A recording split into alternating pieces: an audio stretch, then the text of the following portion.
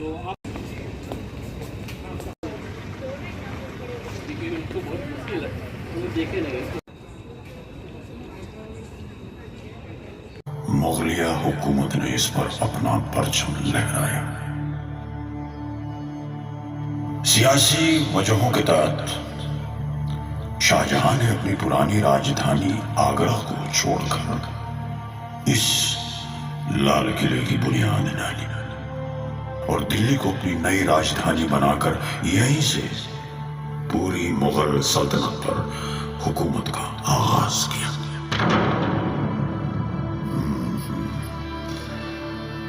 कभी इस लाल किले से गजलों की मिठास, तो कभी शमशीर का जलवा और तोप की गूंज। कभी यहां से पूरे हिंदुस्तान पर राज हुआ, तो कभी उसी हिंदुस्तान के देशभक्तों पर मुकदमा।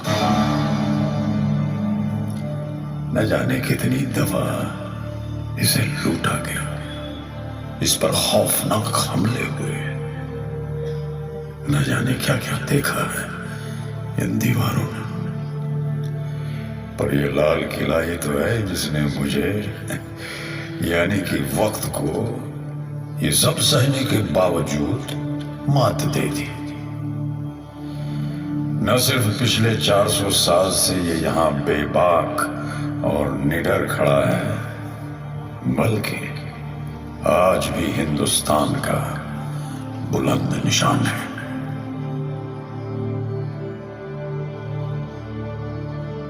जी हां, ये वही लाल किला है जहां से 1857 में आजादी की जंग की शुरुआत हुई। और ये वही लाल किला है जहां आज भी शान और गुरूर के साथ देश का तिरंगा लहराया जाता है। देखिए, आप नौबत खाने के सामने खड़े हैं। ये वही जगह है जहां कभी ढोल नगाड़े बजा करते थे और जहां से बादशाह का इस्तकबाल किया जाता था। अच्छा, अब आप आज भी नहीं बल्कि सन 1648 में खड़े हैं। आज का दिन बहुत खास है। आज 18 अप्रैल है और महज 9 सालों में इस किले मुबारक का निर्माण पूरा हो गया। आज खुद शाहजहां आपका इस्तकबाल और इस किले का उद्घाटन करेंगे।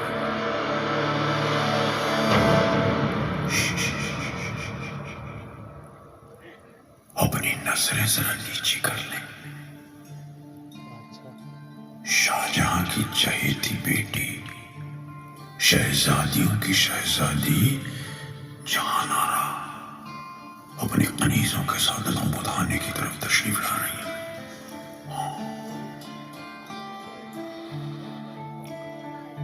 17 साल की यह शहजादी हिंदुस्तान की बादशाह बेगम भी है। हालांकि बादशाह की 3 बेगमें हैं, पर वो सुनते केवल अपनी सबसे प्यारी बेटी जहानारा की है।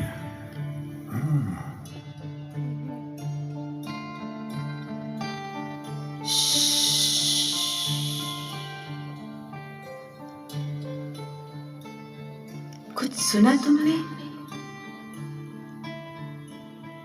क्या सुनना है बादशाह बेगम? कल कल बहती यमुना की लहरों की आवाज, कितनी सुरीली है इसकी तान। वालिद साहब ने अपनी नई राजधानी के लिए ये जगह चुनी है। यमुना हमारी हिफाजत भी करती है, खुशहाली, तरक्की और हमेशा आगे बढ़ते रहने की नसीहत भी देती है। सुनो, गौर से सुनो, यमुना गाती है। जी बादशाह बेगम, सचमुच बहुत सुरीली है ये आवाज,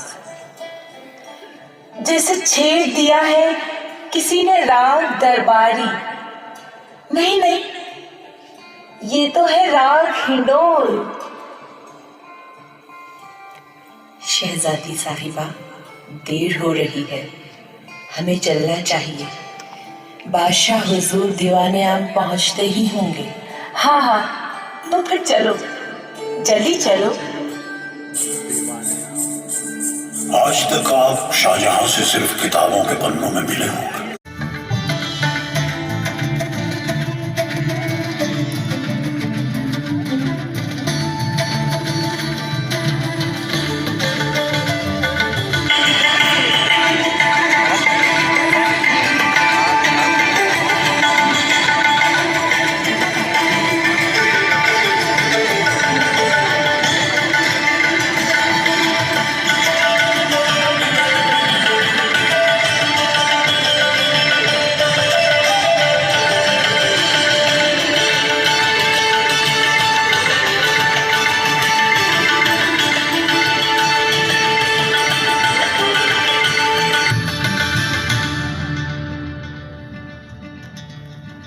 आज का दिन बहुत खास है। आज 18 अप्रैल है और महज 9 सालों में इस किले मुबारक का निर्माण पूरा हो गया है। आज खुद शाहजहां आपका इस्तकबाल और इस किले का उद्घाटन करेंगे।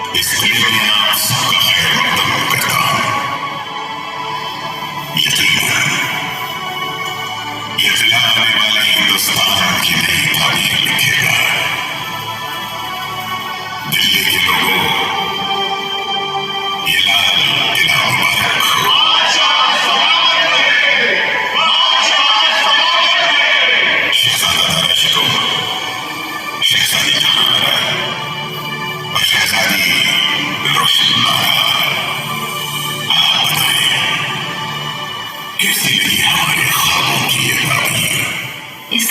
पर हजार सदके अब्बा हुजूर।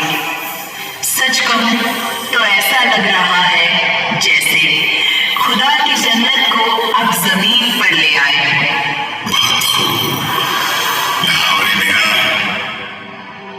आपने जिस हुनरमंदी और मोहब्बत से ये मिलाते याद किया है, हिंदुस्तान उसे हमेशा याद रखेगा। जहां आपकी खिदमत में पेश है ये लाल किला और ये दीवाने आम। ये सभी आने वाले हर दिन में हर शख्स को आपकी शान शौकत की याद दिलाएंगे। शहंशाह सलामत रहे।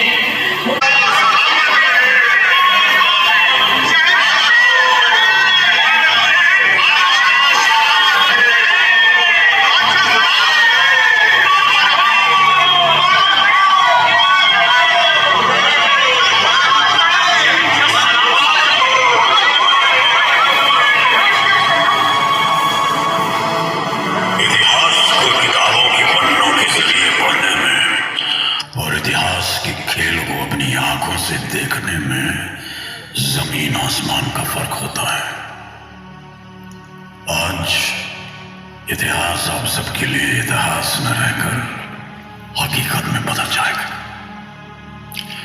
अब आप सन 1600 सल्तनत और पूरे हिंदुस्तान की किस्मत।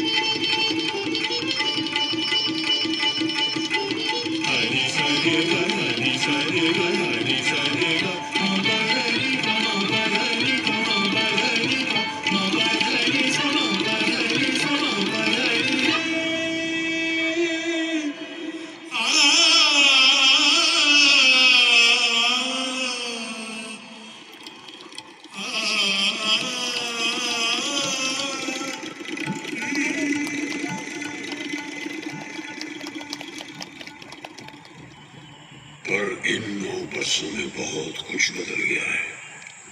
आज हालात कुछ नाजुक है। रियासत के लिए भी तनाव का माहौल है। जहां वालिद साहब की तबीयत अब कैसी है? अब्बा हुजूर की तबीयत वक्त के साथ बिगड़ती ही जाती है भाई तारा। जैसे ही ये खबर बाहर पहुंचेगी कि बादशाह की तबीयत नासाज है, दुश्मन ताकतें सर उठाने लगेंगी। तख्त की हिफाजत के लिए जंग के मैदान में भी उतरना पड़ सकता है। वक्त हाथ से फिसलता जा रहा है दारा। कुछ भी हो सकता है। हर मुश्किल के लिए तैयार रहना होगा, चाहे जंग ही क्यों ना हो। दारा शिकोह सभी से अलग था। उसे तो यकीन था कि हिंदू धर्म और इस्लाम के एक होने में ही हुकूमत की भलाई है। दोनों संस्कृतियों के मिलाप के लिए वह हिंदू साहित्य, समाज, संगीत और तौर तरीकों को समझने की पूरी कोशिश में लगा था। शायद यही वजह थी कि कट्टरपंथी औरंगजेब ने खून खराबे के बल पर तख्त को हासिल कर लिया।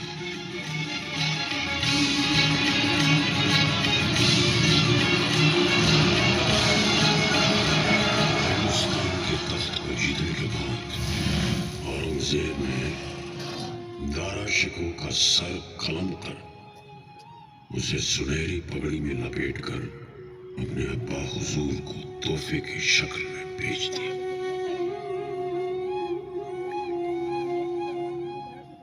औरंगजेब की हुकूमत में लाल किले में संगीत, नृत्य, कविता और कला जैसे हर हुनर पर सख्त पाबंदी लगा दी। इस हुकूमत के अंत के साथ ही पूरी मुगलिया हुकूमत की पकड़ हिंदुस्तान पर कमजोर होती गई।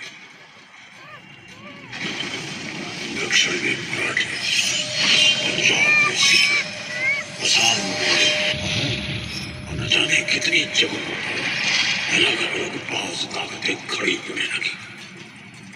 सबकी नजर अब मुगलिया हुकूमत के शाही तख्त पर थी। जहां एक तरफ खतरा फिर दिल्ली की सरहदों पे दस्तक देने लगा था, वहीं दूसरी तरफ सल्तनत पर राज कर रहे मोहम्मद शाह रंगीला ने उसे पूरी तरह अय्याशी में डुबो दिया था।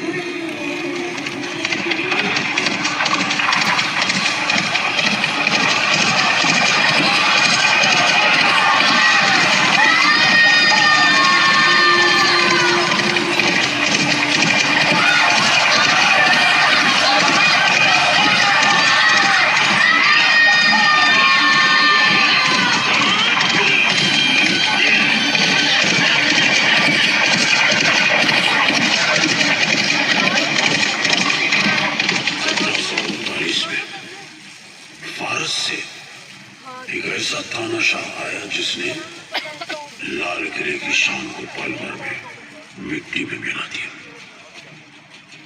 वो तानाशाह था नादिर। उसने दिल्ली की इज्जत को तार तार कर देने के बाद रंगीला को अपना बंदी बना लिया। मैं हूं नादिर शाह अफसान। लोग कहते हैं मुझे नादिर कुली बेग फारस की तलवार। दिल्ली को मैंने दिल से लूटा है। अब तो बस एक ही तमन्ना है, ये तख्ते ताऊस। तख्ते ताऊस, आज और अभी से ये तख्ते ताऊस हुआ हमारा, नादिर शाह अफसान का।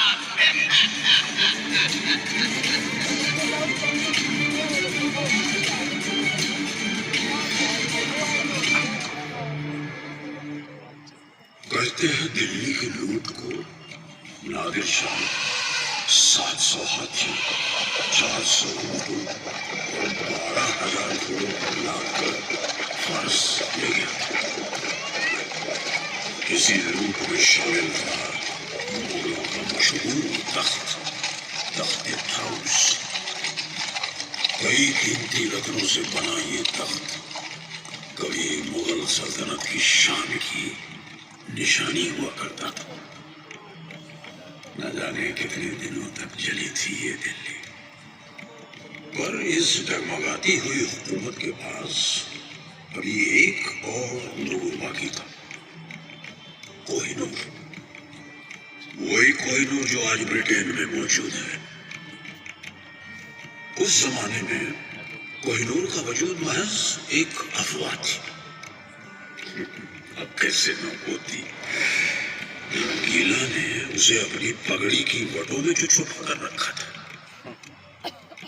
किसी को नहीं मालूम था कि वो कीमती हीरा किसके पास है। सिर्फ एक रंगीला का ये राज छुप नहीं पाया था। बदकिस्मती से नूरबाई का रंगीला के अलावा एक और यार था, नादिर शाह। और उसने ये राज नादिर को बता दी। अब नादिर की नजर कोहिनूर पर थी। उसने मोहम्मद शाह को आगरा बुलवाया।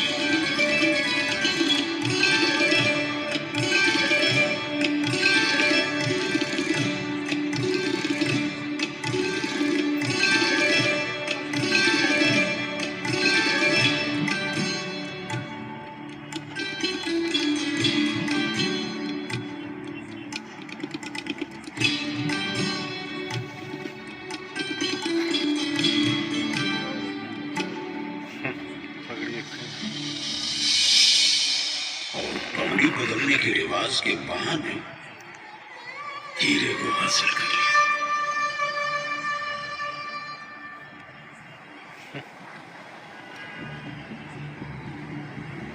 खौफनाक हमलों, लूटपाट और लंबे संघर्ष के बाद कभी शाम से खड़ा ये लालत किला अब खोखला हो गया था। 18वीं सदी में मुगल बिखरने लगे थे और सल्तनत कमजोर पड़ती जा रही थी। अफगान के बादशाह अहमद शाह अब्दाली ने लगातार हिंदुस्तान पर कई खौफनाक हमले किए और आखिरकार सन 1757 में वो दिल्ली की सरहदों तक पहुंच गए।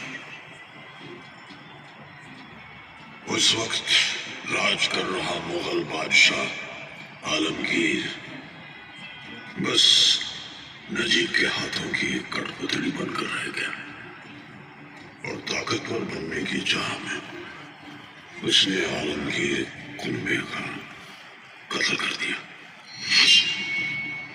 वो कहाँ जानता था कि उसकी इस हरकत का जवाब मुगल मराठों के साथ मिलकर देंगे। मदद के लिए आई मराठों की विशाल और शक्तिशाली फौज ने किले को बाहर से घेर लिया। अब नजीब या तो मराठों की हर शर्त मान ले या फिर मरने के लिए तैयार हो जाए।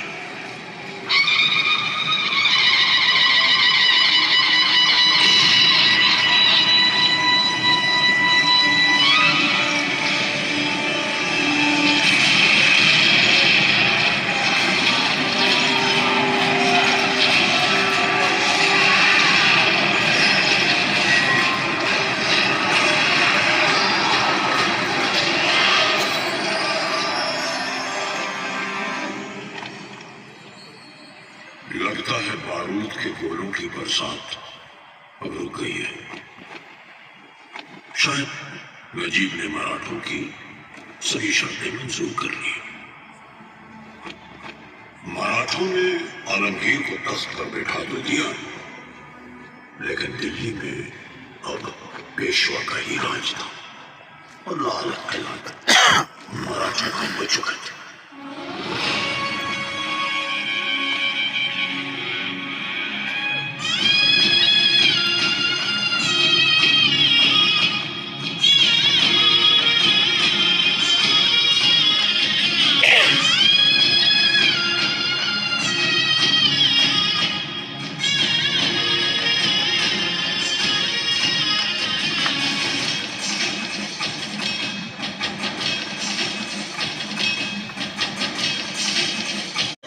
से लेकर लगभग 20 सालों तक मराठे दिल्ली में मौजूद रहे,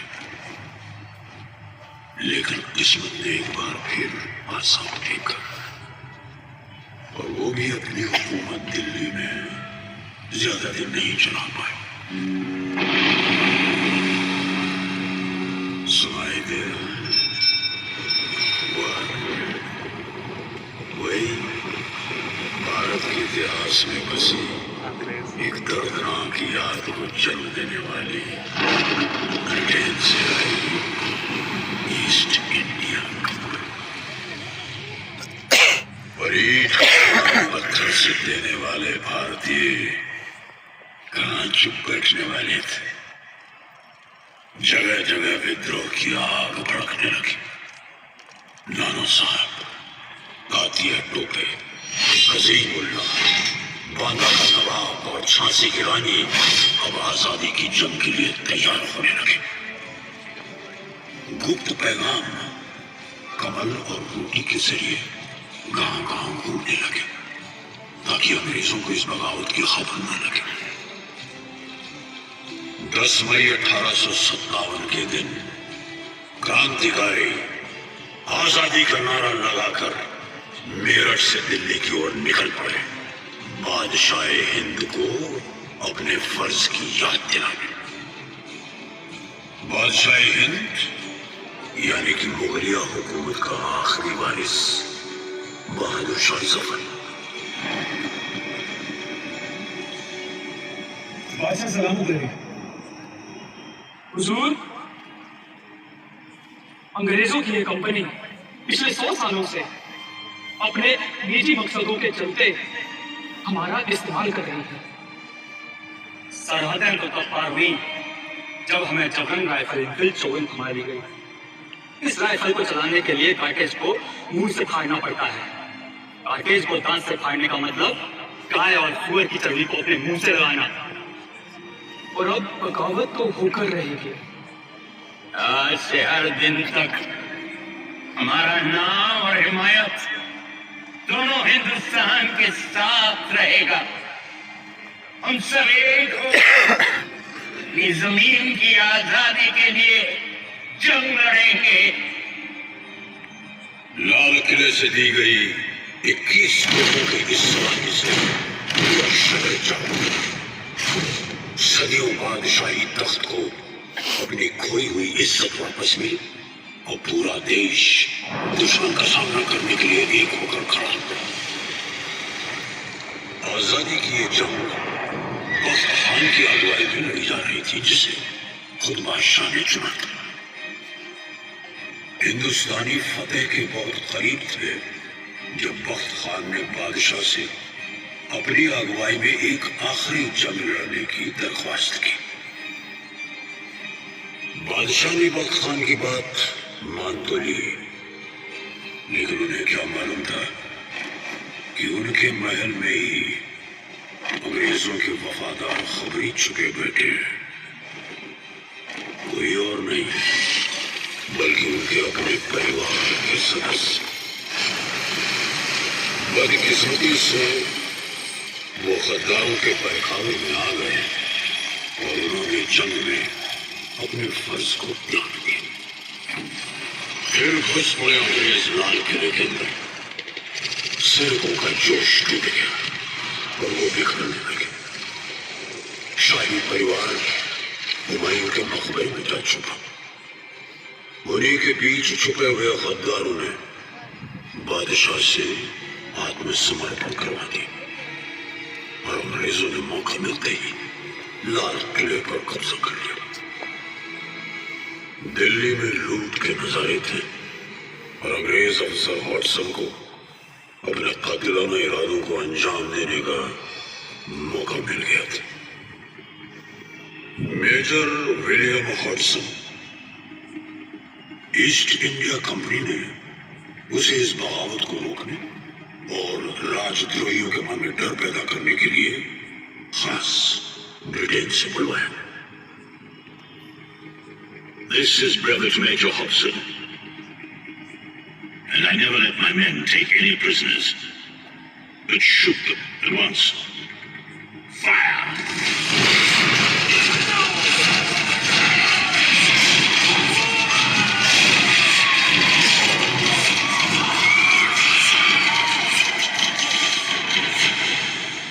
और फिर अंग्रेजों ने लाल किले में चलाया पहला राजद्रोह का मुकदमा। कई शहजादों को फांसी दी, कई इनकलाबियों को मार गिराया। मुकदमे के नतीजे के बाद बादशाह को देश निकाला देकर रंगून भेज दिया गया। कितना है बदनसीब जफर, दफन के लिए 2 गज जमीन भी न मिली।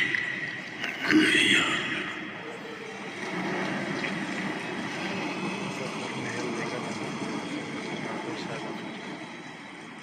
अब लाल किले पर अंग्रेजों का कब्जा था। इस 1857 की जंग के बाद ईस्ट इंडिया कंपनी का भी अंत हुआ। हिंदुस्तान अब अंग्रेजों की महारानी के साम्राज्य का हिस्सा बन गया। अंग्रेजों ने लाल किले में बने महलों के शाही खजाने को लूट लिया, बेआबरू कर दिया इसे, जैसे किसी जीते जागते इंसान के अंदर से रूह खींच ली हो।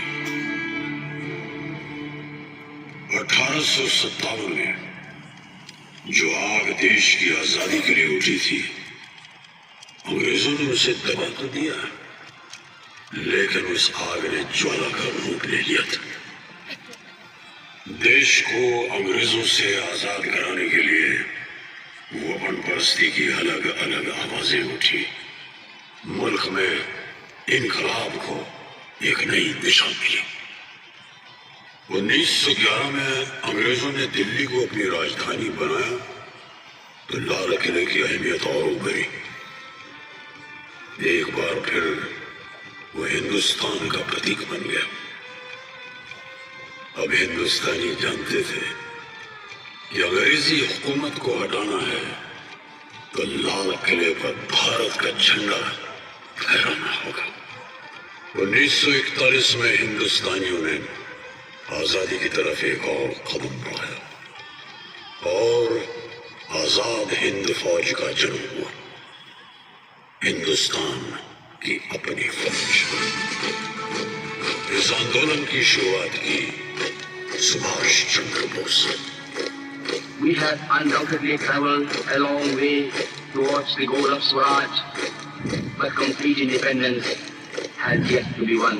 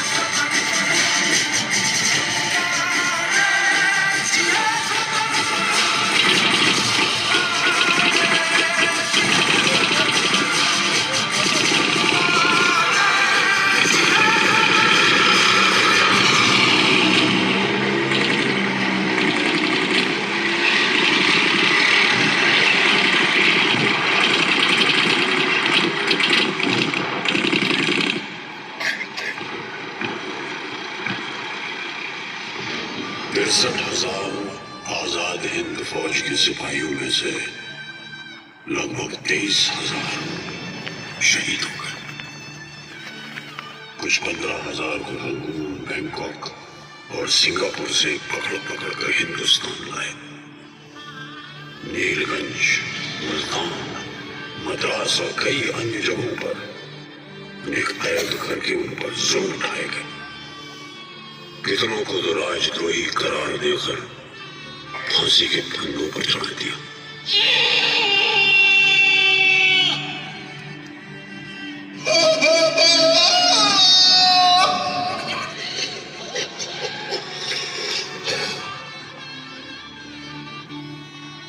या फिर घटना स्थल पर ही गोली मार दी।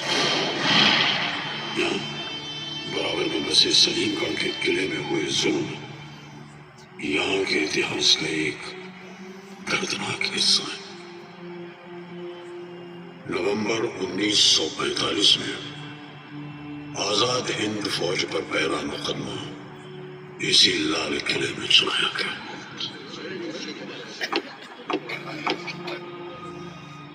अंग्रेजों से हिंदुस्तानियों की ये एकता बर्दाश्त नहीं हो रही थी।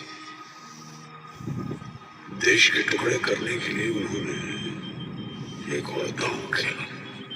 मुकदमे के लिए 3 अलग-अलग धर्म यानी हिंदू, मुसलमान और सिख से एक सदस्य चुना। लेकिन असर इसका उल्टा हो। लोगों का संकल्प अब और भी मजबूत हो गया।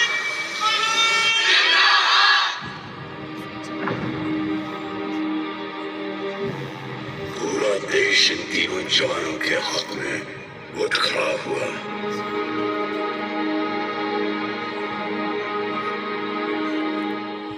लाल किले से आई आवाज, सैगल दिलों शाहनवाज।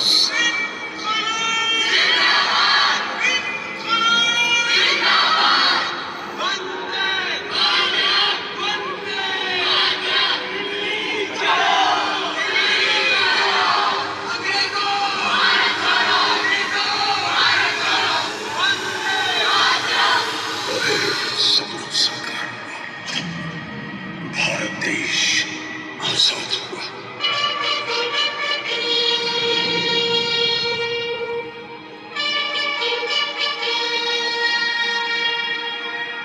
आजादी का तिरंगा बड़ी शान से लहराया गया इस किले पर, इस लाल किले पर।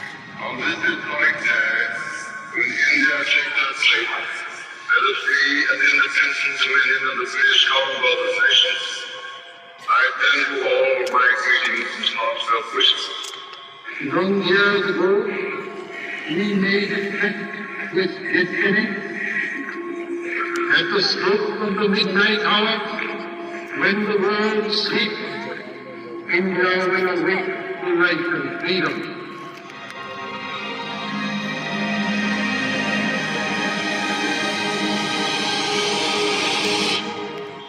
इस अमृत काल में एक एक दिन, समय का प्रत्येक क्षण, जीवन का प्रत्येक कण मातृभूमि के लिए जीना, तभी 75 साल तक देश को यहाँ तक पहुंचाने में जिन जिन लोगों ने योगदान किया उनका पुण्य स्मरण हुए काम आएगा। जय हिंद।